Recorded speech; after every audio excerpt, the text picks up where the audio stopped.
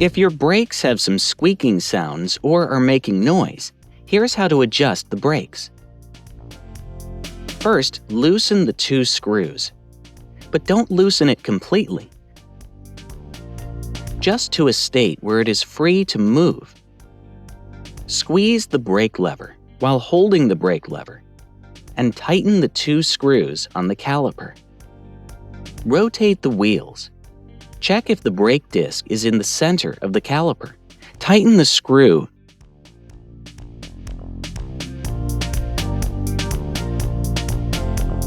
Do the same on the rear wheel. First, loosen the 2 screws, but don't loosen it completely, just to a state where it is free to move. Squeeze the brake lever while holding the brake lever, and tighten the 2 screws on the caliper. Rotate the wheels. Check if the brake disc is in the center of the caliper. Tighten the screw. Now you have your brake adjusted.